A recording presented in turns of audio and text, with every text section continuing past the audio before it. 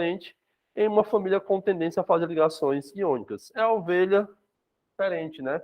O hidrogênio, a tendência desse rapaz aqui é fazer o compartilhamento de elétrons. Com quem? Com os não metais da tabela periódica, beleza? Adriano, então quer dizer que o hidrogênio sempre vai ficar assim, né? Ó, esse rapazinho aqui vai ficar assim, H+, porque ele vai compartilhar e vai ficar relativamente positivo, né? Existe alguma situação onde o hidrogênio ganha os elétrons em vez de compartilhar os elétrons? De novo, vou perguntar se todo mundo chegou, né? Boa noite a todos e a todas. Dona Luana chegando. Boa noite, Dona Luana, né? Tem todo.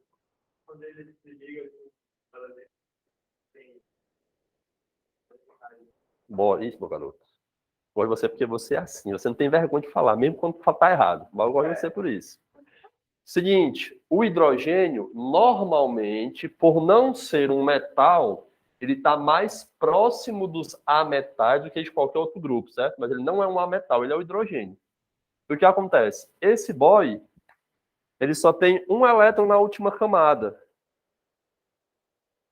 Só que se você parar para pensar, o hidrogênio é um dos menores átomos que existe na tabela periódica, beleza? E aí, óbvio que ele pode perder esse elétron? Pode, com certeza. Só que a tendência maior do hidrogênio é compartilhar para ficar com configuração atômica de quem? Do hélio, que é gás nobre, com 2 elétrons. Só que esse rapaz, ele pode tanto compartilhar um elétron com outro átomo, como ele pode capturar o elétron de outro átomo. Se a gente assistiu direitinho às aulas anteriores, eu capturo um elétron como? Quando eu retiro do outro átomo o elétron para mim. Para que eu retire o elétron do outro átomo para mim, eu preciso ter o que maior que o do outro elemento? A eletronegatividade e a afinidade eletrônica. Eu preciso estar mais afim do elétron do que o próprio átomo que tem um elétron. Esse rapazinho, quando ele ganha elétrons, a gente tem a condição de hidreto. Os hidretos são situações onde o hidrogênio ganhou o elétron de alguém. Aí fica com carga negativa. Isso aqui acontece quando? Quando ele está ligado a metais, que são elementos que não querem muito ficar com os seus elétrons da última camada, querem perder. E aí quando você tem o hidrogênio associado com o pessoal da 1A, da 2A e os metais de transição, você tem a formação do hidreto. Tranquilo? Totalmente diferente das condições desses elementos aqui. Relembrando, na química, o conceito de família ou grupo é que todos os elementos apresentem uma certa tendência a serem iguais de comportamento. Ah, entendi. Comportamento igual. Então, o do lítio ao franço, comportamento é o mesmo. O hidrogênio, o comportamento é um pouquinho diferente, tá certo? Daniel, eu vou pedir para o Fagner trazer a lista para ti, certo? Porque não está na apostila isso daí, tá bom? Mas tranquilo a primeira questão? Tranquilo, né?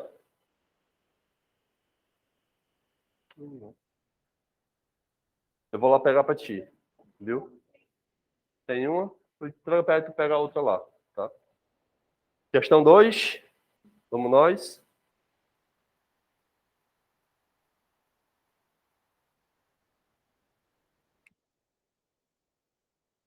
É para fazer a 2 mesmo, né, Sofia?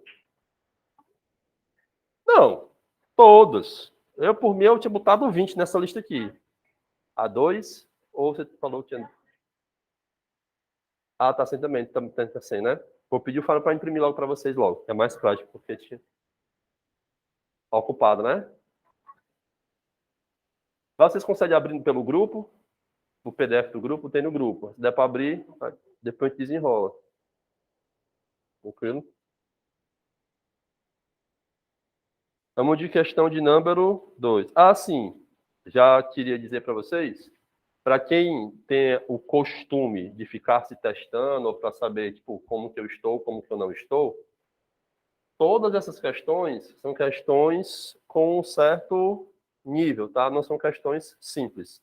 Nenhuma das que eu coloquei. Então, assim, poxa, tô bem. Então, realmente você tá bem. Poxa, tô mais ou menos. Então, realmente tá mais ou menos.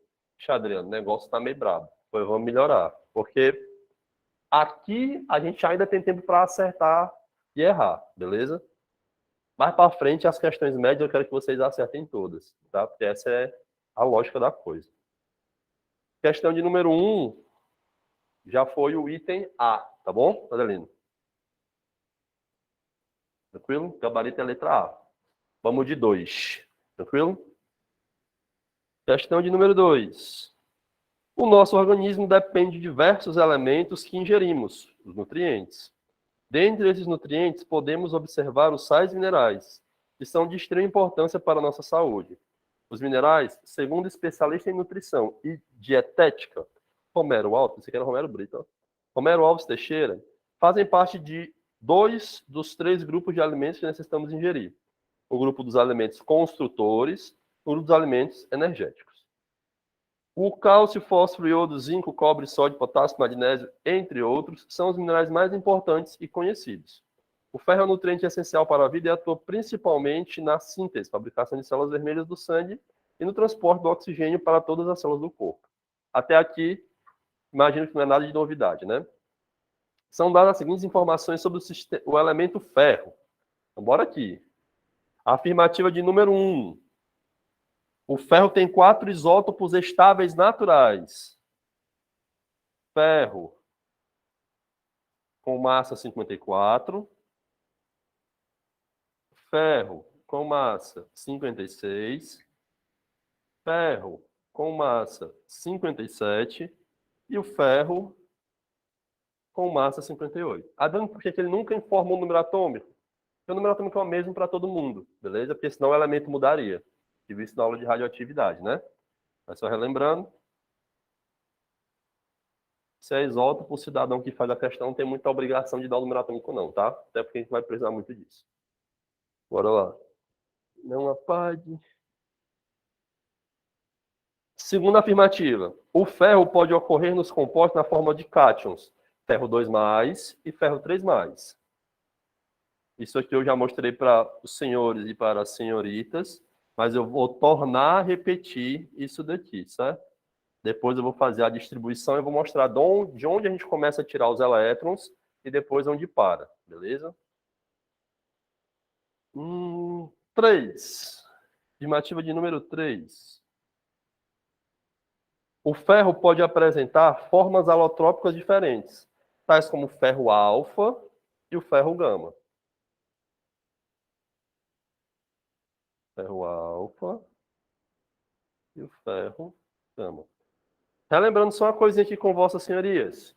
Qual a diferença de isótopo para alótropo? Quais são as diferenças conceituais? Isótopo, estou falando de elemento ou substância? Alótropo, beleza. Sempre que falar isótopo, estou falando do átomo, do elemento em si. Quando eu falar de alotropia, eu estou falando da substância formada só por átomos de ferro, beleza? Bora, só para não confundir, beleza? Considerando os princípios químicos e as informações apresentadas, é correto afirmar que apenas, letra A, os diferentes isótopos do ferro podem ser encontrados tanto no ferro alfa como no ferro gama. Verdadeiro ou falso? E acabou a questão? Todo mundo concorda? Alguém discorda? Alguém diz, não, vocês estão doidos? Ou está todo mundo adormecido e querendo só ir embora? Isso, Antônio, beleza? Vamos deixar a letra A aqui de stand-by, né? O pessoal ficou assim, marromena, a letra A, assim, marromena, bichinho. Tá? Estamos na 2, viu, Antônio? Letra B. Os cátions ferro 2+, e ferro 3+, são originados do átomo de ferro com diferentes números atômicos. Verdadeiro ou falso? Se for um número atômico diferente, é de um elemento totalmente diferente do outro. Então tem que ser sempre o mesmo número atômico. Só mostrar aqui para vocês a letra B, certo? É rapidinho. O ferro, se eu não estou enganado, o número atômico dele é 26, tá? Então, a distribuição eletrônica é assim, ó, 1s2, 2s2, 2p6, 3s2, 3p6, 4s2, 3d6, né? Aqui, né? Tranquilo. O que acontece?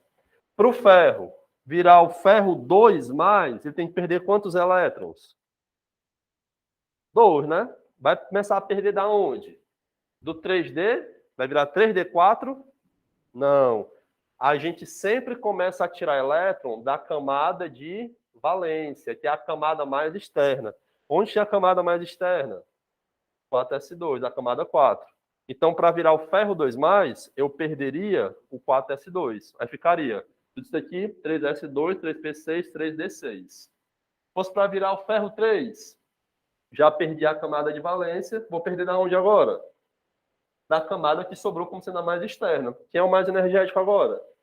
3d6 é o mais energético e mais externo. Ficaria assim, ó, 3d5 para virar o ferro 3. Adriano, poderia virar o ferro 4 mais, ficar 3d4? Podia. Só que é muito mais trabalho. Lembra daquela aula que eu falei para vocês de raio atômico? Quando eu estou tirando os elétrons, o que está acontecendo com o meu raio? Diminuindo, o átomo está ficando menor, não está? Perdi essa camada aqui, o raio diminuiu muito, né? A energia de ioninização aumenta pra caramba. Aí eu consigo ainda perder um elétron daqui. Se eu for tirar um quarto, a energia é muito maior que a do terceiro, que a do segundo, que a do primeiro elétron que eu perdi. Então, cada vez que eu tento tirar mais elétrons disso daqui, eu tenho que gastar mais energia. E num processo natural, isso não acontece de maneira espontânea. A gente chega só até o ferro 3+. Tranquilo? Então, a letra B ela está errada, né? Todos os cátions, ferro 2 e ferro 3, têm que vir do mesmo ferro com o mesmo número atômico. A massa pode ser diferente, mas o número atômico tem que ser o mesmo. Beleza? C. O ferro alfa origina cátions ferro 2. E o ferro gama origina cátions ferro 3+. Negativos. O cátion, eu estou falando do elemento da substância. Do elemento. Então, eu relaciono com o isótopo e não com o alótropo, certo? O alótropo pode ser formado por ferro 54, 56, 57, 58. E não isso aqui e daqui, tá? Por favor. Letra D. Apenas o isótopo de ferro 56 é capaz de formar cátion ferro 2+. Não, né? Letra E para acabar. O ferro alfa é formado por isótopo 54, 56 e o gama 57, 58. Pode ser? Pode. Só que eu tenho um subsídio na questão para dizer que está certo? Não. Então, se eu não tenho certeza do item E, só me restou quem? O item A. Os diferentes isótopos do ferro podem ser encontrados tanto no ferro alfa quanto no ferro gama. Por quê? O elemento forma o isótopo. Perdão, o isótopo forma o alótropo. Tá bom? Resposta da segunda também é a letra A. Alguém tem alguma questão especial? Eu posso ir para a terceira. Pronto, passa logo. Já estamos na página, né? Ou para essa terceira aqui, vocês, né? A gente se treme só de ver de onde é que ela veio, né? Isso aqui veio da Unifor, negado. Eu só mudei o nome, só para vocês ficarem nervosos mesmo. Veio da Unifor. Questão de número 3. A questão que eu quero que vocês tenham um pouco de atenção, porque vai abordar um conceito de aparelhagem que normalmente a gente não vê no ensino médio. Mas eu vou explicar como que o aparelho funciona, tá bom? Vocês já viram aqueles polígrafos de mentira? Que o bicho reage quando o cara tá mentindo? Quase isso, certo? Só que não é tão interessante quanto a mentira. Bora lá, questão 3, ó. A espectroscopia de massa é um dos métodos instrumentais utilizados para determinar a forma molecular de um composto. Essa mesma técnica é utilizada para determinar as massas dos isótopos e suas abundâncias percentuais. Sabe-se que o átomo de bromo tem dois isótopos estáveis com massas atômicas iguais a 79 e 81, beleza? Então eu tenho o bromo 79 e o bromo 81. Tranquilo? Tranquilo, né? e abundâncias iguais a 50,7% e 49,3%. Tá? Então, provavelmente a massa do bromo, se você for olhar na tabela periódica, é por volta de 80, né? Porque eles têm quase a mesma abundância. Vou mostrar para vocês, tem uma questão só disso. Como eles têm quase a mesma abundância, a massa resultante da média aritmética é o intervalo quase que de 50% para cada um. Daria por próximo de 80, beleza? O espectro de massa, a abundância em função da relação carga-massa do BR2. Então, eu estou olhando a substância BR2, formada por 2 átomos de bromo. Tranquilo? Tranquilo, né? Tem seus 3 picos mais intensos atribuídos aos diferentes arranjos isotópicos de BR2. Como que diabo é esse negócio de absorção de espectrometria de massa? Mais ou menos assim, ó. Eu tenho um gráfico, certo? É um leitor, certo? Mas é jogado no gráfico. Aí eu tenho a relação de massa e a relação do comprimento de onda. Aí você já viu aquele negócio que é assim, ó?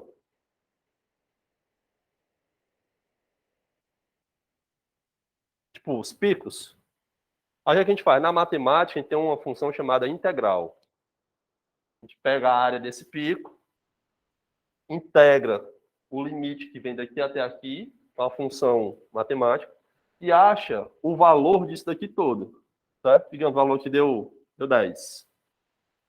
A gente pega para a mesma coisa. Obviamente, esse pico quando é maior e mais largo, então, a princípio, o valor tem que dar maior ou menor que 10. Maior. Então, digamos que deu 22. Aí tem esse pico aqui, ó. Ele é menor de onde ser mais fininho, certo?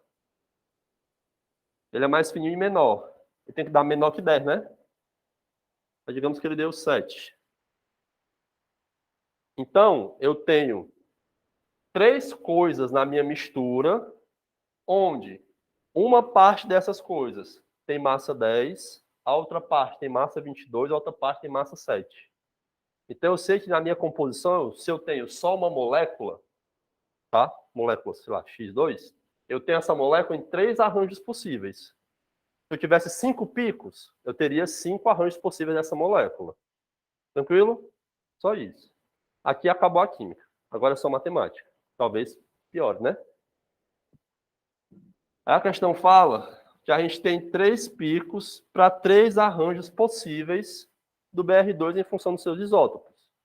Aí a questão pergunta, a massa do BR2? Não. A questão, né, mais sem vergonha, vai dizer assim, baseado nessas informações, a razão entre a intensidade relativa dos picos dos isótopos de BR2 em ordem crescente de massa atômica é aproximadamente quanto? Não estou falando nessa hora, né? Então, pensar, essa questão parece um cursinho do outro mundo, mas não é questão do outro mundo, não. Ó, eu posso ter quantos isótopos do bromo? 2. Cada um tem massa diferente do outro. E o espectro vai dizer o quê? A massa do composto. Então, a nossa atenção total é em função da massa. Ó, primeira situação. Eu não tenho que ter um átomo de bromo ligado ao outro átomo de bromo? Né? Tranquilo. Digamos que o meu primeiro átomo de bromo tem quanto de massa? Digamos que é isso aqui, né? Eu vou botar assim, certo? O isótopo alfa e o isótopo, sei lá, alfa não, que não vai passar para essa radioatividade, né? Vou colocar o isótopo X e o isótopo Y, beleza? Eu posso ter os dois sendo X? Posso. Não posso? Ter os dois átomos sendo o de 79? Posso. Posso ter qual outro arranjo? Não, você já está botando dentro, né? Eu posso ter, pela lógica, se eu tenho um 2x, eu posso ter os dois Y, né? Só para fazer um trabalhinho aqui com vocês, bem rapidinho. A massa dessa molécula daria quanto se eu tivesse os 2x? Vezes 2, né? Daria 158, né? 158 unidades de massa atômica. Beleza? Se eu tivesse os dois sendo Y, qual seria a massa que a gente teria aqui? 162 unidades de massa atômica. A terceira possibilidade? Alguém já gritou a pedra aí, né? Eu poderia ter o isótopo X e o isótopo Y. Daria quanta massa esse meu composto? 160, né? Tenho mais algum arranjo possível?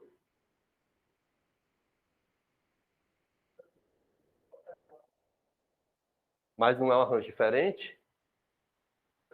Se eu não, o universo lhe quer considerar. Então existe o arranjo BR, onde o do outro lado é o Y, esse aqui é o X. Vai dar quanto de massa? O meu aparelho, ele mede o quê, negada? A massa, né?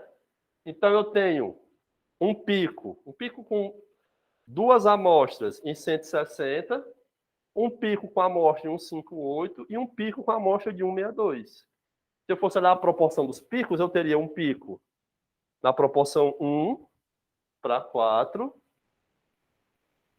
2:4, porque tem a mesma massa, e 1:4. Então teria essa possibilidade, ó. 2, 1, 2, 1. Ou 1, 1, 2.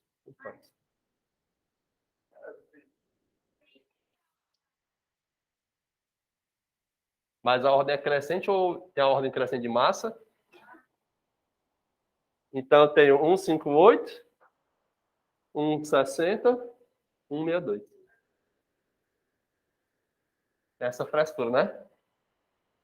É uma questão estranha, mas é só para você entender que numa molécula eu posso ter 4 arranjos possíveis dos meus isótopos. Adriano, se eu tivesse um terceiro isótopo, aí podia ter mais arranjos. E vir na frente e vir atrás influencia, viu, senhor Nicola?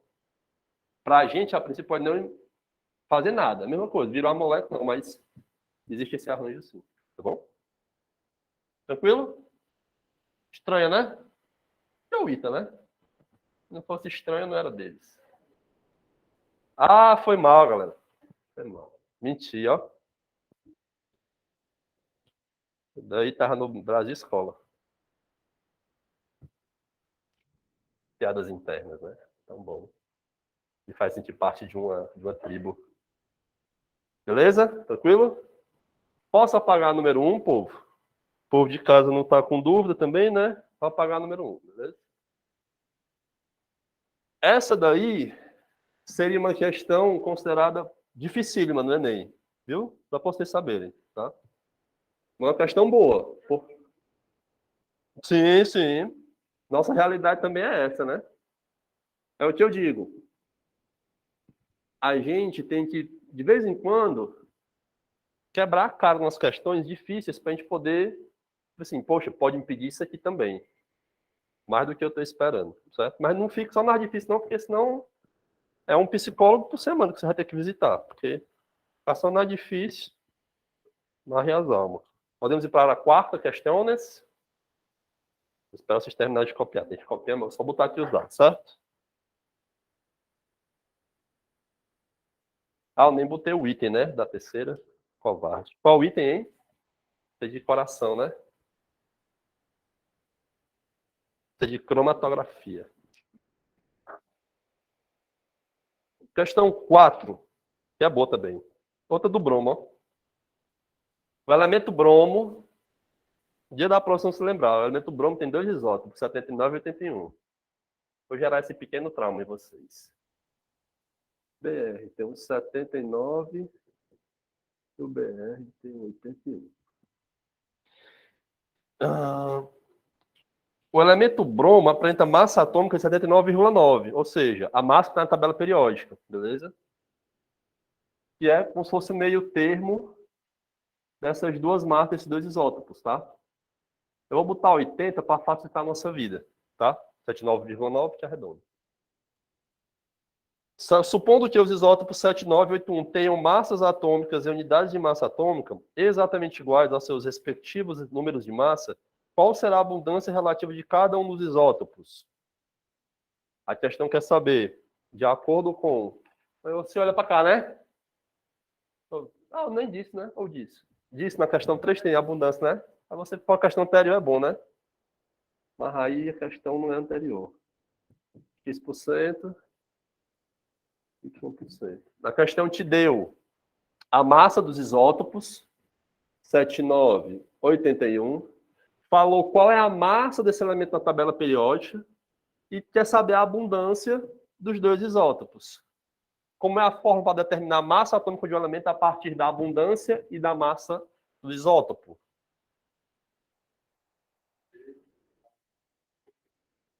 Isso. Massa vezes a sua abundância, mais a massa do outro vezes a sua abundância, dividido por 2, não é não? Na média? É, mas tem um 100 também. Mas não é dividido por 2? São dois isótopos, tá? Então fica assim, ó. 79 vezes x% mais 81 vezes y% dividido por 2 vezes 100%. E aí, Brasília, esse pessoal que é da matemática e das exatas? Como é que nós fazemos uma equaçãozinha dessa com duas incógnitas? Quase. Mas o sistema dá pra fazer, mas demora pra caramba, né? Como é que tu faria um sistema, Antônio? Me dizer pra mim. Eu sou curioso. Não, como é que tu faria nesse caso aqui?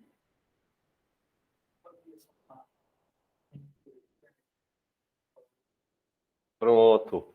Se eu tenho dois isótopos, eu posso dizer que a abundância dos dois é 100%, né? Então, pode dizer assim, ó, x% mais y% não é igual a 100%. Ou então, faço assim, ó, x mais y igual a 1. E aí morre isso daqui, ó. Morre isso daqui, morre isso daqui. E fica mais fácil a nossa vida. Ou apaguei o y, aí fica fácil mesmo, né? Bom, então o que é que eu faço? Eu quero achar o x ou o y. Vai, né? Você bota assim, ó, x é igual a 1 menos y. E aí, onde tiver x, você bota 1 menos y. E faz só a matemática do primeiro grau, né? Massa do bromo, 80. Vai ficar assim, ó, 80 é igual 79 vezes 1 menos y mais 81y. Só que esse deu vem para cá, né? Dividido por 2. Vou jogar aqui, tá? 80 vezes 2, 90 vezes 1, ou 79 vezes 1, 79 menos y,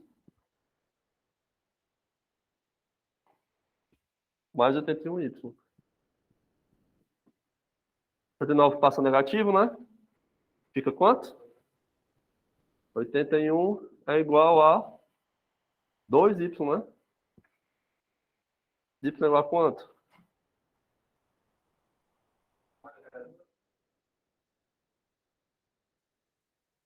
Se você for meter em porcentagem, 40,5%. Eu sei o y, eu sei o x. Ah, é só jogar a porcentagem.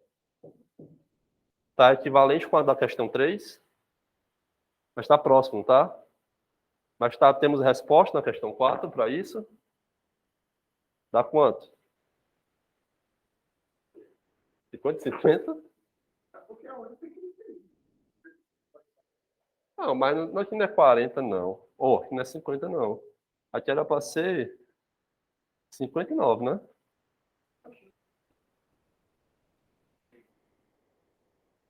Aqui para 80? Não é verdade. É. Mas 79,9. Ia dar 159. Ou 158. Não ia morrer muita coisa, não. Oh, 59. Ela é toda estralada, ela, né? Dá isso. 40,5, 79,5. Tem alguma coisa assim? Vamos ver. Do bromo que é o X, 59. Mas o mais próximo aqui, 55, né? E aqui estaria mais para 45. Né? Então seria item B de bola. Tranquilo? Arredondamos, chegamos e arredondamos de novo. Letra certa, letra B de bola. Cara, ela seria provavelmente tentada a ficar anulada. Porque, assim, fazendo as contas aqui, a gente encontra isso aqui. 40,5 e 59,5. Só que se você olhar 79, 81 e dá 80, tem que ser 50% de cada um. Entendeu?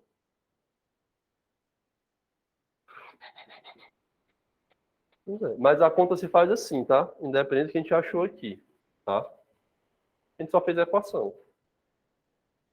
9x, y, 1 menos y, 89, 9y. É isso. Dividido por 2, beleza, 8700. É isso. O valor deve ser esse daqui.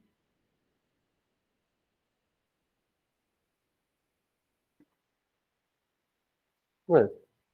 Bora para 5? Vou apagar aqui, tá?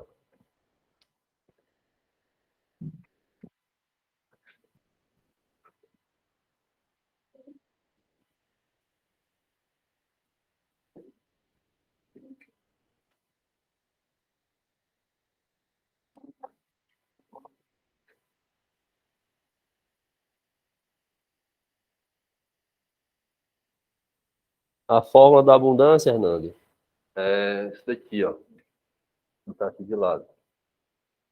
Massa atômica do elemento é igual a 79 vezes a abundância desse elemento, mais 81 vezes a abundância desse elemento, dividido por 2, tá? Tudo isso aqui vezes nosso 100%. Tá? Seria isso aí, senhor Hernando. E 5, alguém já fez? Ninguém fez? O flúor 18 é um isótopo radioativo artificial muito usado em medicina nuclear. Uma das aplicações se dá no diagnóstico do câncer por meio da fluorodexoglicose, o FDG, contendo flúor 18, que é uma versão modificada da molécula de glicose. Sabendo-se que as células de tumores cancerosos apresentam um metabolismo mais rápido que as normais, por isso absorvem mais glicose que as demais células. Administrando uma dose de FDG e monitorando onde há maior emissão radioativa, pode localizar os tumores do paciente. O flúor 18 apresenta meia-vida de 110 minutos. Ou seja, o tempo de meia-vida é de 110 minutos. Para quem não estava ou para quem não aprendeu ainda sobre meia-vida é o tempo estipulado que metade da massa no material radioativo deixa de ter atividade radioativa, certo? Ele se transmuta em outra coisa que não é radioativa, tá?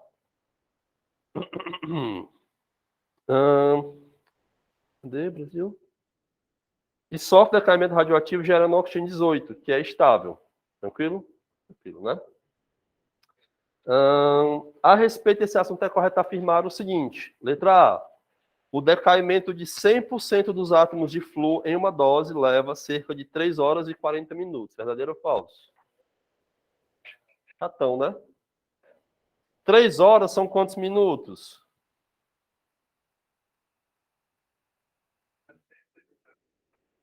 180.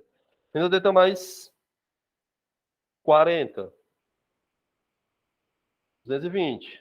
Então, se eu tiver um tempo de 220 minutos, passaram quantas meias vidas? 2. Então, digamos, eu tinha 100% do flúor 18, depois da primeira meia-vida. Eu tenho quantos por cento? O flúor 18. Quando bater 220, eu vou ter passado o quê? A segunda vida, né? Meia-vida. Só que eu vou ter quanto ainda? 25% do F18. Então, o item A está errado, porque ainda tem um quarto de material radioativo ainda.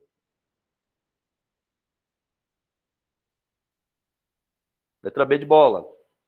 Um átomo de flúor 18 contém 9 prótons em seu núcleo e 9 nêutrons na eletrosfera. Certo ou errado? Errado. O nêutron está onde?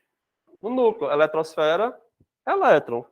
Tudo está no núcleo, próton e nêutrons. Eletrosfera, os elétrons. Então, o item E, o item B está errado só por isso. Tá? Só por isso. Letra C de casa. O decaimento do flúor 18 origina um halogênio com número de massa maior do que geralmente se encontra na natureza. A questão falou que o flúor 18 se transforma em quem? Oxigênio 18. Oxigênio é de qual família? 6A ou família 16, são conhecidos como os calcogênios, na verdade? E não um halogênio, porque o flúor já é o halogênio. Diz, Gabriel, fala uma coisa.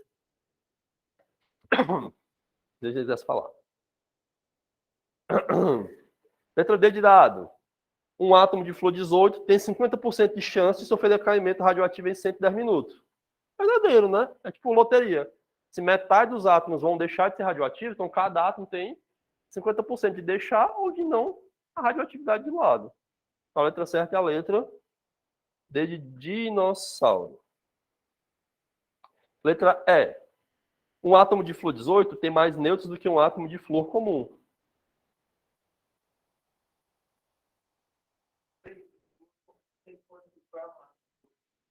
19. Então, não. Porque todos têm 9 elétrons, ou 9 prótons. O flúor 18 vai ter 9 nêutrons e o flúor 19 vai ter 10 nêutrons. Então, por isso está errado. Beleza? Mas, óbvio, nessa questão, teria que vir o número atômico da galera, certo? Você não é obrigado a saber disso, não. Tá bom? Dúvidas? Posso ir para a sexta? Vou apagar aqui de ladinho. Onde? Pronto, aqui é a letra D, né? Porque assim, ó, 110 minutos é o tempo de meia vida, que o flúor deixa de ser flúor e passa a ser oxigênio, beleza? Então, se eu tenho nessa sala, se todos vocês fossem átomos de flúor, o Gabriel teria, depois de 110 minutos, 50% de chance de deixar de ser radioativo ou não. Concorda? Porque metade da sala não vai deixar de ser radioativa. Se metade da minha amostra deixa de ser radioativa, cada átomo tem 50%. Ou eu vou deixar de ser radioativo, ou não vou deixar de ser radioativo. Não, porque se for 100%, todo mundo deixar de ser radioativo. É. Mas me diga qual é a definição de meia vida, minha princesa.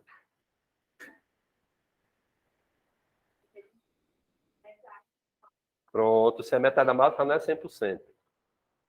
Então, o que acontece? O que dá a massa numa... Calma, eu estou indo português agora, né?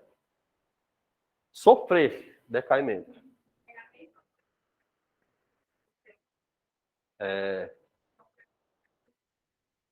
Pois vamos lá, vamos lá.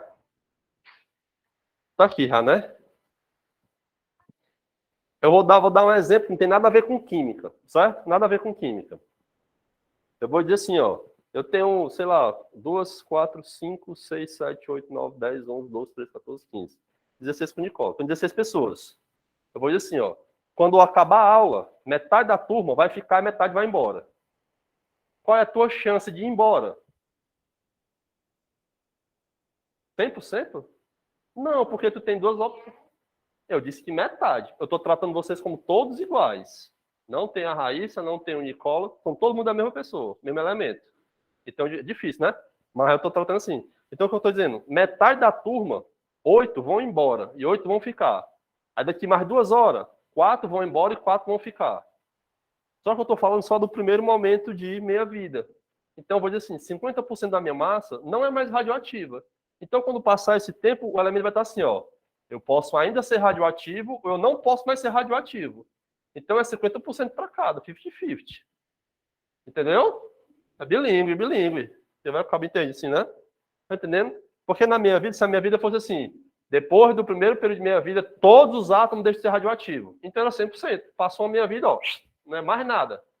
É que nem aqui, ó. Todo mundo vai embora quando acabar isso aqui. Ou então vai ficar dormindo aqui sozinho, porque eu vou embora. Então é 100% de chance de você, depois que acabar a aula, ir embora. Entendeu? Ou não, ainda tá brigando com a matemática ainda aí.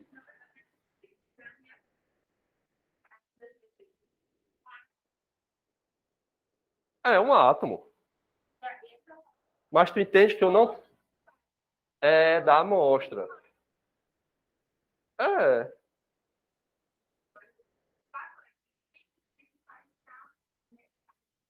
Isso, garotinha. Mas o que acontece, ó, é porque tu tá tentando olhar a amostra como um todo. Mas agora tem que olhar para cada átomo da amostra. Então esse átomo é radioativo. Aí você tem duas opções, ou deixar de ser radioativo ou continuar.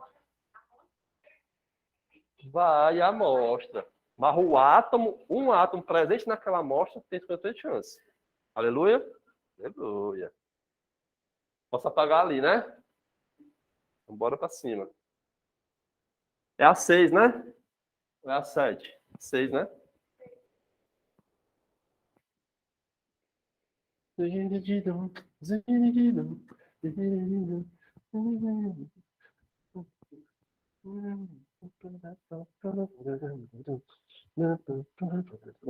vou liberar vocês mais cedo, viu? 6, né? Mas é mais cedo. Mais cedo. É porque vocês se empolgam, aí eu me empolgo também. Vou dar um desconto, 50 centavos. Questão 6. O carbono, essa questão 7 ela é muito legalzinha. Eu vou fazer um teste com vocês para ver quem vai acertar. Não, a 7 é das tuas bandas, das tuas áreas. É estadual, é que nem da UES aqui, é que nem questão da UES. Para fazer o UES, se prepara para isso aqui, que é desse preço aqui. Mas preocupe não que eu vou dar uma notícia boa para vocês. Talvez não tão boa para mim, mas boa para vocês. Questão 6. O carbono é um dos elementos que realizam o fenômeno da alotropia. De novo, alotropia eu estou falando do elemento da substância. Substância. Isotopia é do elemento, tá? Obrigado. Isso é, liga-se de diferentes maneiras, formando várias substâncias simples com formas e propriedades diferentes. Existem pelo menos 7 alótropos do carbono, que são grafita, alfa e beta, diamante, a losdaleína, diamante hexagonal, a caoíta, que é o carbono 4, carbono 6, perdão, e os fullerenos. Tem o C60 e o C70, se não estou enganado. Tá? Mas, enfim. Entre esses, somente 2 formas alotrópicas são naturais. Grafita e diamante. Grafita é o nosso querido grafite, né? E o diamante. Todas as outras foi o ser humaninho que desenvolveu, beleza? Não foi Jesus. Sobre as formas alotrópicas naturais do carbono, é correto afirmar. Letra A. Apresentam a mesma estrutura e mesma quantidade de átomos em suas moléculas. Verdadeiro ou falso? Opa! Aí você fez o quê? Aí você brincou com o meu coraçãozinho, né? E quem assistiu a aula do Gênesis, lá, né? A primeirinha, eu falei que a alotropia se dá de quais formas? Vai falar um de cada vez. Eu posso mudar que coisas dos meus alótropos? Pronto. Eu vi, eu vi, tá na sua boca. Eu posso mudar a forma, no caso, a organização dos átomos, e aqui eu não me preocupo com a proporção com que os átomos estão na amostra, e a segunda forma é justamente pela... Começa com P e acaba com são. Isso, garotinha. Pela proporção, que é o número de átomos por alótropo. Então, o que acontece? Nos Buckminster fullerenos, que é, por exemplo, o C60 e o C70, ou é C70 ou C90, mas não estou lembrado. Mas é um desses MOI aí. Qual a principal diferença? É a forma ou a proporção que os átomos estão nos alótropos? A proporção. Um tem 60 carbonos, outro tem 70, né? Só que quando você está olhando o diamante e o grafite, o que acontece? A forma é diferente, certo? O grafite está na forma de folhas sobrepostas. Eita, começou o nome estranho, né? Sobreposta.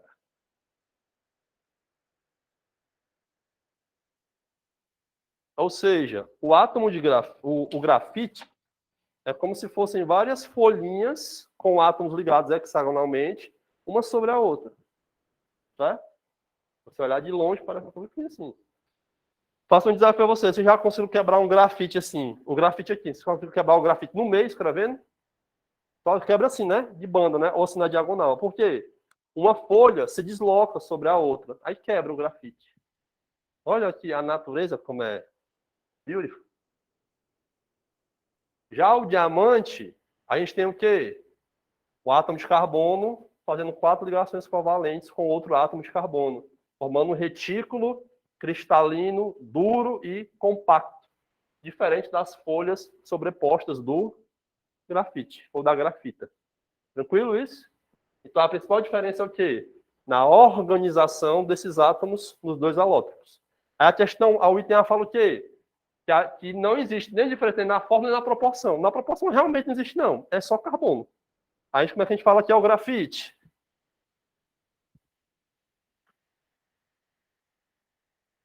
CN, não sei quantos carbono tem. O diamante, CN, não sei quantos átomos de carbono tem no diamante. Pode ser um diamante desse tamanho, pode ser um diamante desse tamanho.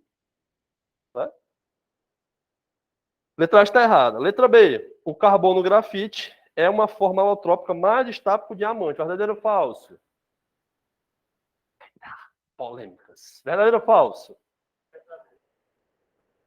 A estabilidade está pelo valor ou pela abundância? Abundância. Quem é mais abundante, diamante ou grafite? A lapiseira de vocês, se fosse feita de diamante, né, a gente estava no outro patamar, né? O grafite é a forma mais estável. O diamante é a forma meta-estável.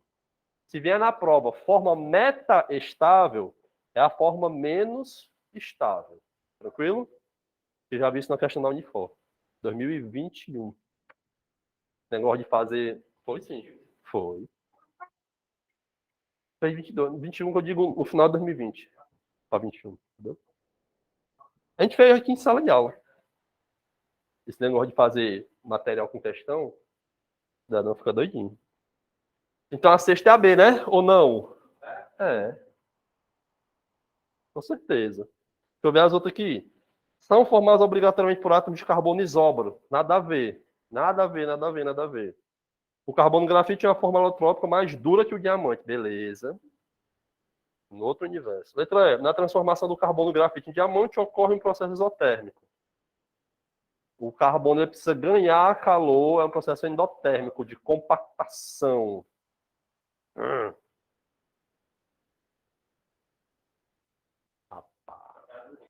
É, relação à dureza. Porque assim, ó, se eu passo, eu acho que assim, eu não vou passar não, sabe? Se, não, é porque, não, mas eu já fui radical, já, hoje eu sou pai de família. Eu tenho um gato. Se eu passar o pincel na parede, o pincel vai deixar material aqui, vai deixar vestígio, né? Então quem foi que riscou quem? A parede riscou o pincel. Bizarro, né? Agora, quando você passa o diamante no vidro, por exemplo, fica material do vidro no diamante. Entendeu? Tipo isso, tá ligado? Rapaz. Tem. Eu só não vou lembrar. Hoje você bateu a sua meta já, fez uma pergunta Google já. Mas eu não lembro, eu não lembro. Não, tungstênio ainda não. Mas eu sei que tem o grafeno, ele chega a ser muito duro também. Só não sei se ele é mais duro que o diamante. Tá vendo? Tu tá assistindo muito One Piece, eu acho. Mas é por aí mesmo, né? Esse bicho aí mesmo. Mano, pronto. É o adamante do Wolverine. Não, mas eu não lembro, mas eu sei que tem. O mais duro que o diamante, sei que tem.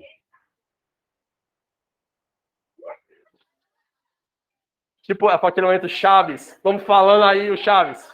Que carbono. Eu vi a fantasia do professor Girafales. Eu vi. Vamos para 7, que a 7 é que o bicho é bom. Eu sei, mas vai isso mesmo. Vai isso mesmo. Questão número 7. Aqui eu desafio todos os biólogos, amantes da biologia, a responder essa questão comigo. Ao se inalar o isótopo radioativo do oxigênio 18, seria possível, após a entrada desse isótopo na célula, detectar radioatividade primeiramente em qual molécula? Gás carbônico, glicose, água, ácido lático ou ácido pirúvico? Primeira coisa, você já ouviu falar do ácido pirúvico? Piruvato? Pronto, ó, linda. Isso daqui é uma questão que envolve bioquímica, certo? Vocês vão ver os ciclos metabólicos, ciclo de Krebs, ciclo do glicogênio, bem por cima, eu acho, porque é um negócio que, até na faculdade, a gente ia com mapa metabólico. A gente copiava o mapa todinho, que é um trabalho fuleiro, o professor mandava, copiava todinho, dava uma cartolina assim, e levava para aula e para a prova, que podia levar. Ninguém é obrigado a saber isso na química, não. A gente chamava de mapa diabólico, né? Nem mapa metabólico. É muita coisa, é muita coisa. Se tiver curiosidade, bota no Google, mapa metabólico, só a imagem. Ah, o rápido mandei você olhar, não foi? Aquele dia? Um dia desse. Bota aí só para ver o destroço. Mas, enfim, o que acontece? Essa questão aqui parece uma questão idiota. Porque você olha o tamanhozinho, meu Deus, olha o tamanho da questão, bem bestinha. Só que é da onde? Da Universidade Estadual. Aí serve para o Amazonas, serve para cá para o Ceará, serve para qualquer canto. Na estadual, o pessoal quer saber o quê? Não é bonito, né? Pronto, é isso aí tudinho. Eita, acetil-CoA, coenzima, DT, não sei o quê, um bocado de coisa. Não, a gente fazia na mão, tinha que fazer na mão. Você, quando a gente contar na faculdade, você vai ver que o professor ele pode ser um sádico, certo? Isso aqui não é nada. Você vai ver que tem professor que vai dizer, não, copie isso aí. Não, amanhã tem prova. Ixi, segundo dia de aula, tem prova. Você não estudou, não? Tem um dia todo para estudar. Cor da vida. Ainda mais se você for lá para a parte dos doidos lá, da computação lá. Não, desenvolve um software daqui para amanhã. É, mas é o bispo. O que acontece? Essa questão parece uma questão idiota. Mas a gente pensa o quê? Eu tenho O18 em qual molécula? Que é a molécula de O2, né? Não importa se eu tenho os dois são isótopos desse daqui ou é só um. Não importa. A questão é saber onde é que ele vai ser encontrado no seu corpo, na sua célulazinha. Na forma de gás carbônico, que é o CO2, na forma de glicose, que é o C6. Foram traumatizados, né? Muito bem. Água, que isso aqui, né? Até eu sei. Traduz, ó. Ácido lático, que eu não faço nem ideia como que é, e o piruvato, muito pior. Se eu não me engano, o ácido lático são 3 carbonos com 2 grupamentos carboxílicos, mas não importa. Né? Aí eu pergunto para vocês, onde que é encontrado essa porca desse oxigênio radioativo? Nicola expirou o oxigênio radioativo, vai parar onde esse menino? Dentro da célula dele, vai parar em qual coisinha? Vocês têm certeza? É, nosso peru, vocês não estudaram, não? É nosso peru, fala na cara. Credo, vocês não estudaram, não? Isso aqui? Isso aqui eu, no café da manhã, eu faço 3 dessas no café da manhã. Eu como com pão e ovo isso aqui. É pão e ovo isso aqui. O que acontece? Qual é o princípio da respiração celular? Dá até uma câmera no meu dedo agora. Ó. É tu, né? Maligna. Qual o princípio da respiração celular? Bora, isso aqui é simples.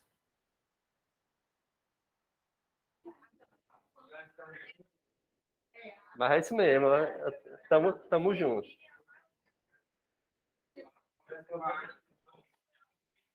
Bora, de novo, com silêncio. Vai, moçada. Coral. Vai formar o quê?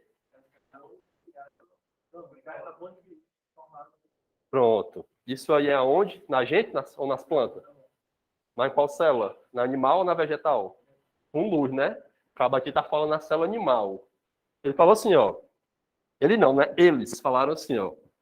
Você tem um processo de respiração. Ai, papai. Você pega o CO2, pega a água, forma glicose e oxigênio. Oxigênio, né? Que aqui vem luz, né? Lux. Eu sou bilíngue também, latim. Luz, certo? Respiração. Mas eu perguntei para ele o seguinte: em qual tipo de célula? Das plantas. Foi isso que disseram. A planta? Eu só copiei.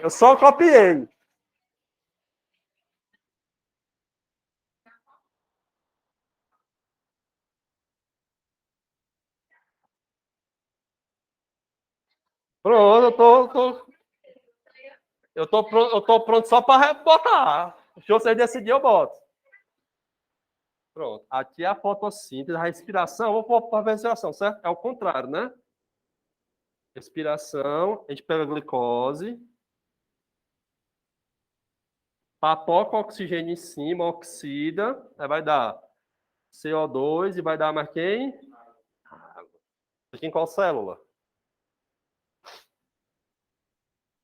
E no animal? Se isso é na vegetal, o que acontece no animal? Nem respira, né? Só papoca mesmo. Isso aqui, de uma maneira geral, é a respiração celular, tanto das plantas quanto dos animais, certo? Só que eu quero que vocês entendam, não sei se alguém já falou isso aqui para vocês. Isso aqui é a fórmula mais simples de se explicar a respiração celular, certo? Por quê? Não é tão simples assim. Ah, eu tenho isso aqui, tá com oxigênio, CO2 e água. Isso aqui, dessa maneira, é o processo de queima da glicose, ou de oxidação da glicose. Aí, beleza, vai dar isso aqui. Mas o que acontece? No nosso sistema animal, isso daqui, antes de passar por esse processo todo, tem outras etapas. A primeira etapa é a de fosforilação. Vê um grupo fosfato. Aí depois vai formar outras coisinhas, vai formar gliceraldeído, vai formar o piruvato, vai formar um bocado de coisa. Aí vem o ponto. Eu sei que vocês não vão ter tempo, talvez, com os professores, com a professora de biologia, de ver essa parte metabólica tão afim, tão aprofundadamente. O que eu estou pensando? Em julho, provavelmente a gente vai ter 2 semanas de aula, certo? E aí o que eu estou pensando? Eu estou pensando em montar um pequeno curso, assim. Um mini curso só de bioquímica. Por mais que eu vá dar, a professora de biologia vai dar também, só para explicar algumas coisas que acontecem para vocês. Tipo uma questão dessa. Você fica, meu Deus, sim, vai para água, vai para CO2, porque aqui tem CO2, tem água. E o 2 tem oxigênio, e qual é que vem daqui? Né? Mas só para matar a questão, para não perder tempo, vocês vão aprender, muito em breve, que todo o oxigênio que é usado na respiração animal, ele vai reagir com o gliceraldeído. Ele vai formar o quê? Ele vai ser um capturador de hidrogênios. Então, essa molécula aqui, ela vai ceder hidrogênio para cá. Vai formar quem? Água. Então, a nossa água, ela vai ser radioativa, então ela vai ser marcada, beleza? Não vem para o CO2, tá? Ah, foi para baixa da égua. Ele vai ficar no ciclo que vai sendo metabolizado, vai virar outras coisas. O ato vai virar piruvato, aí esse piruvato vai liberar ATP, aí depois vai virar ADP, não sei o quê. Aí tem a fase de gasto de energia, tem a fase de produção de energia, tem tudo isso. Aí são tipo 6, 7 passos até chegar na formação de CO2, na liberação dos elétrons do ATP e do ADP. Mas isso aí a gente vai ver depois com um pouco mais de calma. Porque senão vai ser só isso. Eu não estudei não, tá bom? Puder ensinar. Mas é porque normalmente a gente vê assim, né? Respiração é isso daqui. Mas isso aqui é só para explicar o grosso do processo, tá? Tem muitas outras coisas. Porque um dos principais pontos de você metabolizar açúcares é gerar o quê? Energia. Mas energia na forma de quê? ATP, adenosina trifosfatase. A ATP vem da onde? Do céu? Da água? Não, vem daqui, ó. Isso aqui vai ser processado para virar ATP, vai converter ADP em ATP. Mas isso só depois, tá bom? Só vocês não ficarem afobados. Então, a sétima resposta certa é a letra A. Tá vendo como é questão de vestibular de uma... Não, a 7 é C. É que eu estava viciado. Vocês estão vendo como a questão de universidade estadual pode ser sagaz com vocês? Deu só o textinho aqui, meu amigo, eu quero saber isso daqui. Tipo assim, um avião decolou, eu quero saber com quantos quilos ele desce. Pronto, acabou. E tu te vira para ter lido sobre avião, sobre peso de carga, combustível, tu te vira. É mais ou menos assim. Jogando a real, por quê? Na UES, vou falar bem sério mesmo, na UES, o pessoal que está em casa também me escute, certo? Na UES, o rapazinho que faz a prova, epa, tá ali embaixo. Concordo com você, mas não pegou no microfone. Mal concordo com você. Ele era uma pessoa assim, um pouco... Não, o difícil era eu. que ia de bermuda de surf, camisa de time da Beco da Poeira e óculos de sol. Isso era eu. Só que aí o que acontecia? Ele, por algum motivo, nunca gostou de mim. Eu também nunca gostei dele, porque eu sou ruim. O que acontece? Ele fazia as coisas dele, aí a prova de química era só 4 questões, as 4 abertas, só que a primeira era redação. Eu, que diabo é isso? Eu estou no curso de letras ou de química? Aí eu tinha um grande defeito, que eu ainda tenho ainda, que eu fazia o meu O meio aberto, entendeu? Só que hoje em dia eu corrigi, eu fui traumatizado, eu corrigi. Aí tinha uma questão que falava sobre o cobalto. E eu escrevi cobalto, só que eu escrevi meio abertinho assim, aí parecia o cobre, né? Porra, o miserável me tirou um ponto na questão só por causa disso. Meu patrão, vale quanto? 10 essa questão? Não, porque você tem que aprender a escrever. Eu, sim, mas eu sei falar. É doido, né, mano? Aí, como são 8 questões, ele bota sempre 2 para você errar. E pode esperar na primeira fase, química do cotidiano. Pode esperar. Por quê? Porque ele dava essa matéria na faculdade. Eu fui assistir essa aula? Nunca! Porque era optativa, não era obrigatória. Vida que segue, né? Bora para 8. Depois eu fofoco mais sobre a minha vida acadêmica para vocês. Ele e outra pessoinha, só que outra pessoinha obedece ele. E aí ele não é nem formado em química, ele é formado em física. Mas e aí, coisas da UES. Se alguém aqui for parente dele, tô nem aí. Não menti. Epa, um determinado átomo X80, opa, X, número de massa 80, né? Possui 40 nêutrons. Opa, se ele possui 40 nêutrons e a massa é 80, tem quantos prótons? Ô, glória! Cadê? É isótopo de Y. Opa, é isótopo de Y. Se é isótopo de Y, tem o mesmo que número atômico, né? Então isso também tem 40 prótons. Cadê? Que tem susto 38 nêutrons. Tem 38 nêutrons, quanto é a massa? Opa, vocês estão bons. Bora lá. Sendo que Y é isóbaro de Z. Tome. Isóbaro é massa, né? 78 também. Cujo cátion trivalente tem 35 elétrons. Se tem 35 elétrons esse cátion, tem quantos prótons? 38. Através dessas informações, determine respectivamente o número atômico de X, 40. O número de massa de Y e o número de nêutrons do isótomo de Z.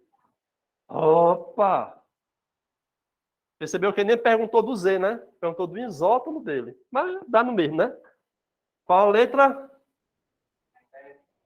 Olha, é de escola. Tranquilo. 9, eu estou muito eufórico. Falar mal dos outros me deixa animado. Não sei se deixa vocês também. Que bom. Eu gosto, sim, da sala movida a 100% ódio. Aquele negócio, porque o amor leva para frente. Leva. O amor leva para frente, mas leva devagar. Eu prefiro o ódio. O ódio leva para frente voado demais. É bem ligeirinho. Não sei fazer, não. Só vou fazer agora. Só para esfregar na sua cara. Eu não passo, não passo. Eu vou passar, eu vou passar na sua frente. Isso é ruim.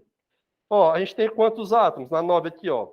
Um técnico de química encontra em laboratório 4 frascos, sem nenhuma identificação. Isso aqui era eu, na UES, total.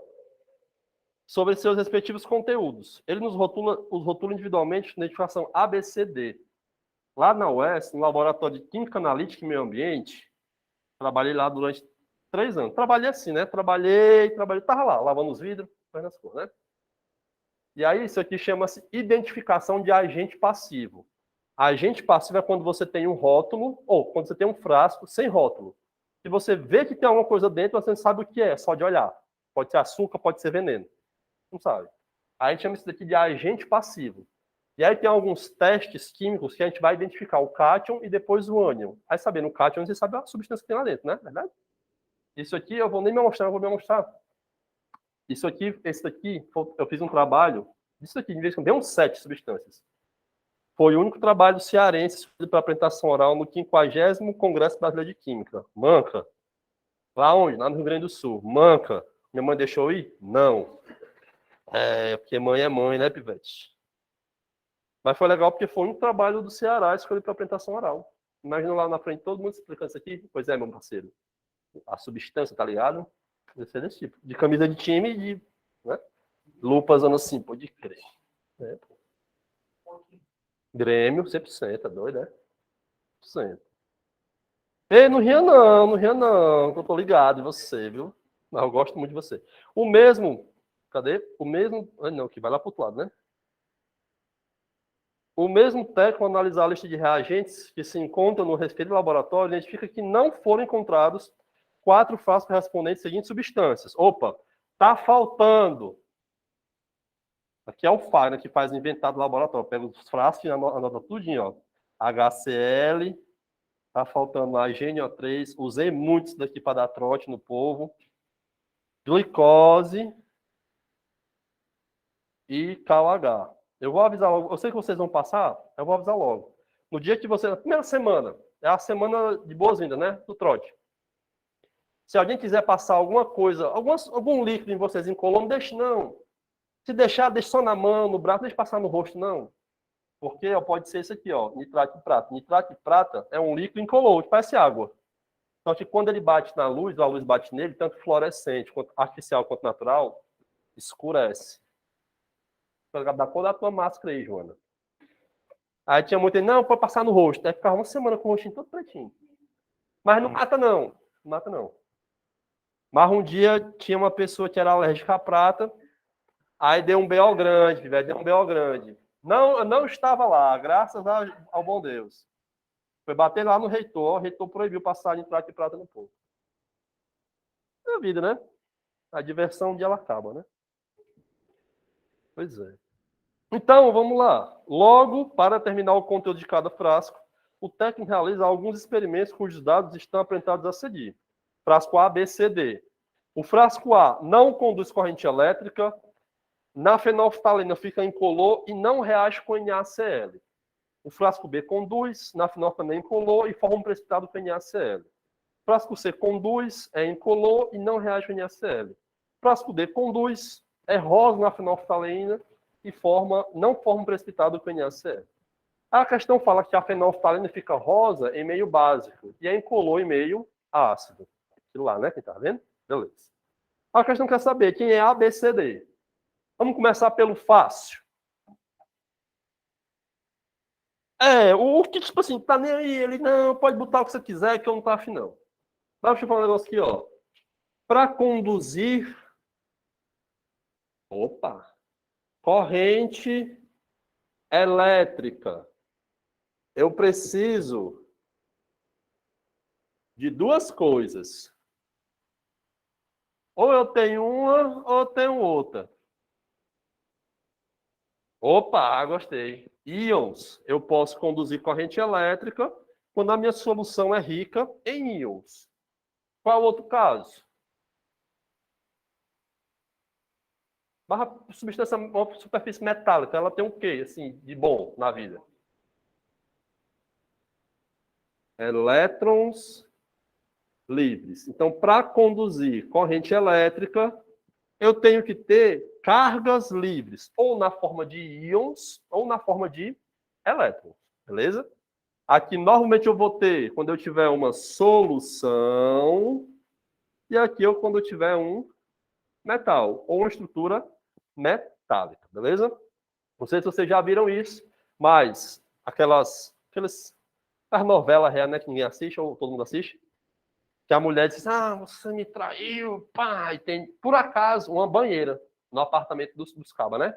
Aí o cara tá tomando banho na banheira, dificilmente, homem normalmente nem toma banho, quem dirá em banheira, né? Mas na ficção tudo é possível.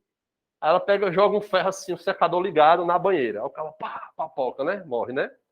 Se for só água, o cabo não morre, não. Por quê? A água não conduz bem a eletricidade, ela não libera muitos íons, eu não tenho muitos íons na água. O que acontece é o seguinte, se na água tiverem sais de banho ou tiver sabonete dissolvido, o sabonete vai liberar íons e os sais de banho também. Aí o rapazinho que traiu morre eletrocutado. Não, não morre não. Teve 2019, 20, não lembro. Mas não sei se vocês viram, caiu um raio lá na Praia da Leste. Matou uma surfista, caiu próxima dela. Por que matou? O raio matou ela. Porque a água salina, rica em sais dissolvidos, conduziu corrente elétrica até ela, né? Obviamente foi uma descarga de muita intensidade, né? E aí, realmente, felizmente. Vamos aqui, a gente tem alguma estrutura metálica nessas 4? Não, né? Pronto, aí é onde eu quero chegar. Se a gente não tem nenhum metal, só metal, a gente vai ter que prestar atenção em quem? Nos íons. Para liberar íon, eu tenho duas situações. Ou eu tenho uma substância iônica, ou eu tenho uma substância molecular polar,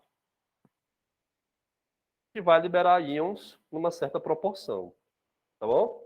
Qual dessas substâncias aqui é iônica?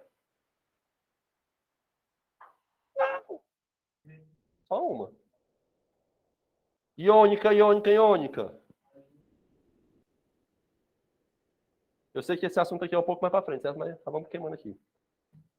As outras, essa aqui também é iônica. Um sal, né? Um sal, uma base e aqui um ácido. Esse ácido e a glicose são substâncias moleculares. Nossa, molecular.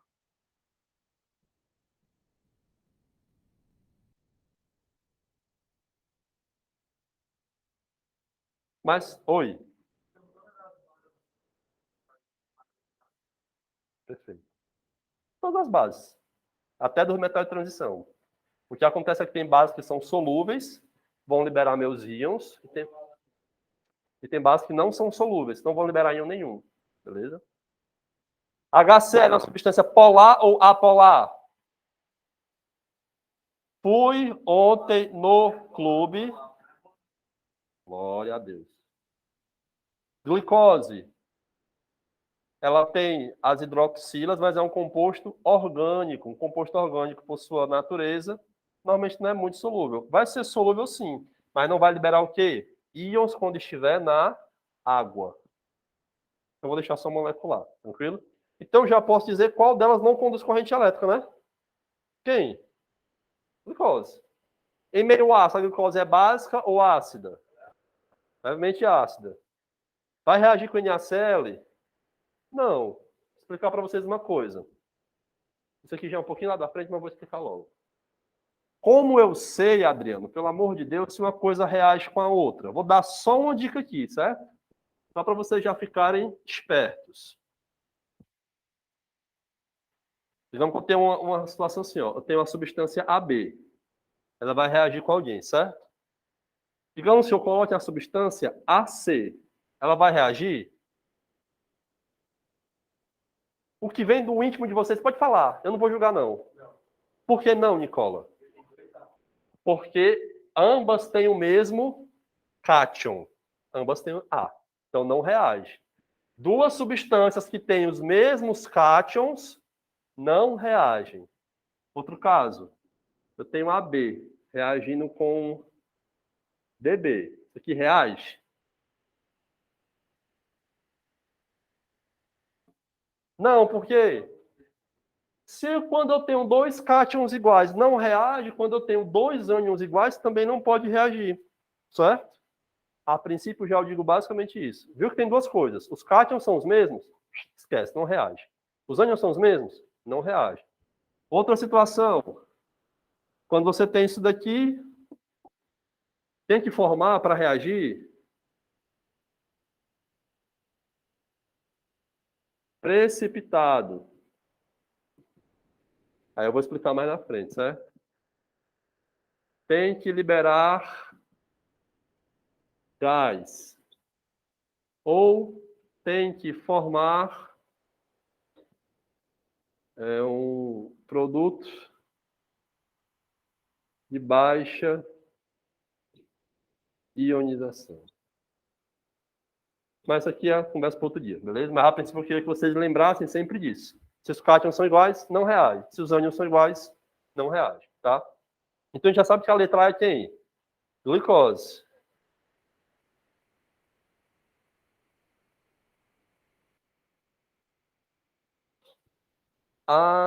Tem uma aqui, das que sobraram, essa e essa. Aqui já morreu, né?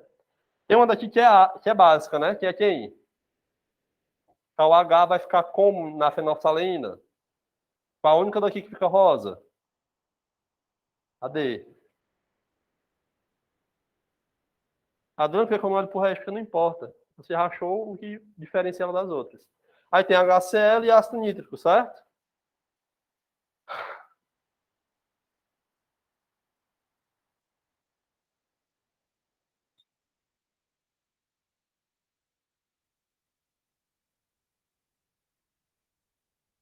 Com base no que eu acabei de falar para vocês, meus amorzinhos.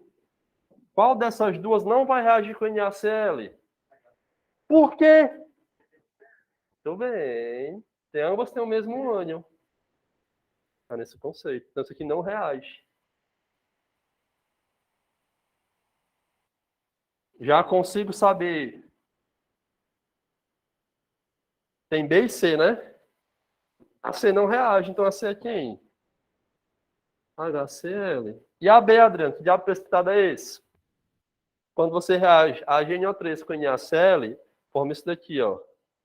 A GCl e o NaNO3. A GCl é o cloreto de prata. Ele é como se fosse uma pasta esbranquiçada. Ele deixa a solução meio turva, mas depois você para de mexer, ele precipita e fica só o pozinho branco no fundo, certo? Isso aqui não se dissolve na água, certo? A sensibilidade é baixíssima. Tranquilo?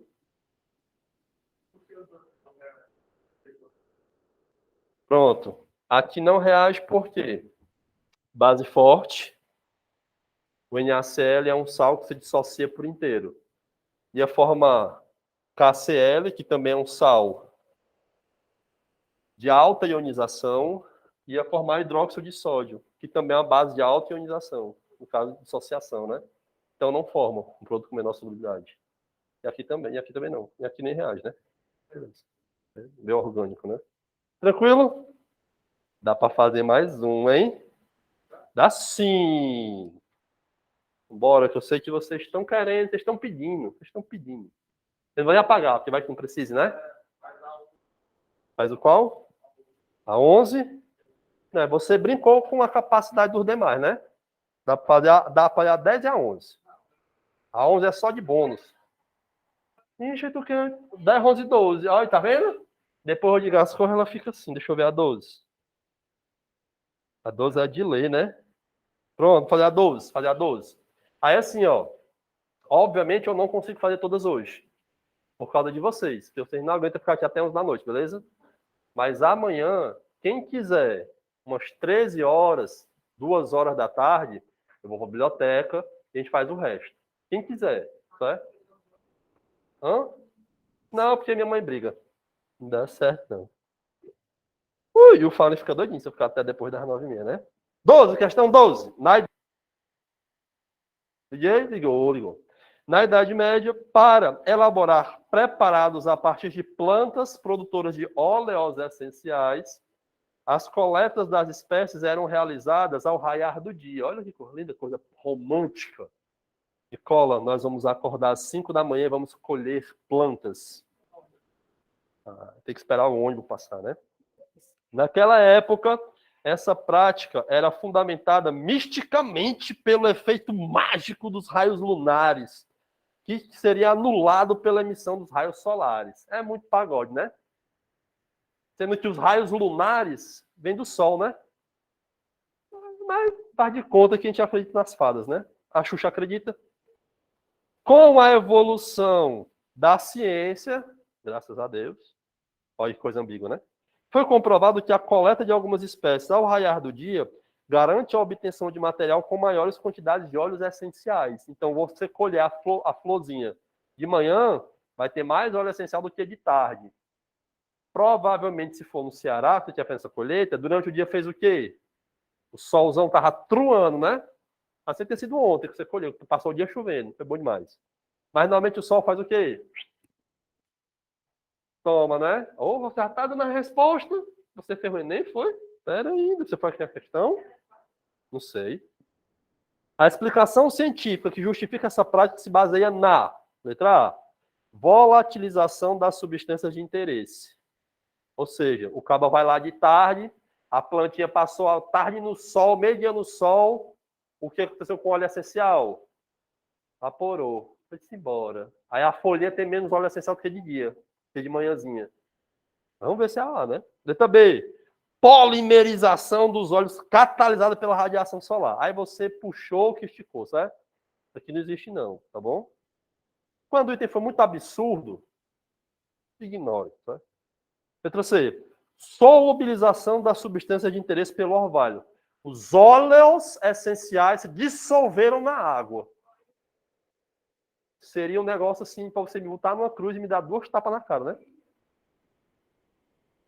Letra D, oxidação do óleo pelo oxigênio produzido pela fotossíntese. A planta não foi liberada de dia, né? Normalmente de dia ela libera oxigênio, né? E à noite que ela consome, né? Vai ter um corra ver? É porque a planta ela respira só de noite, de dia ela faz apneia. A disparrar aí também. A planta ela respira o dia todo, certo? Só que a taxa é maior de madrugadinha. Tem nada a ver com a oxidação, certo? Letra E. Liberação das moléculas do óleo durante o processo de fotossíntese. Ixi, a fotossíntese sai o óleo? Não. É a letra A. A temperatura maior faz com que os meus óleos essenciais tenham baixos pontos de ebulição, volatilizem e vão embora da folhinha. Acaba que vai colher depois do expediente, a folha não tem tanto óleo essencial. Acaba que acordou bem cedinho, quando pega a bicha tá pingando. Pronto, boa pergunta. Uhul! O que faz eles terem o menor ponto de ebulição? Normalmente compostos orgânicos, compostos associados com as gorduras ou os óleos essenciais, ou ácidos graxos, eles têm baixos pontos de ebulição, por quê? Por serem substâncias orgânicas, normalmente as interações intermoleculares são fracas. Então, se eu tenho uma rede de moléculas ao meu lado, que me sustenta, ou que interage comigo de maneira frágil, a capacidade de escapar dessa organização de moléculas é relativamente baixa, é relativamente fácil de eu escapar. Então, qualquer variação de temperatura, estou escapando. Não escapa tão fácil por quê? Porque o óleo essencial, Gabriel, é uma molécula relativamente grande. A gente aprende que quanto maior a massa da molécula, maior a temperatura de ebulição dela, quando você compara com a molécula com as mesmas polaridades, só que com tamanho menor. Beleza? Só por isso. Adiós. Amanhã, umas 2 horas, 1h30. Quem quiser, eu faço o resto, viu? Tchau.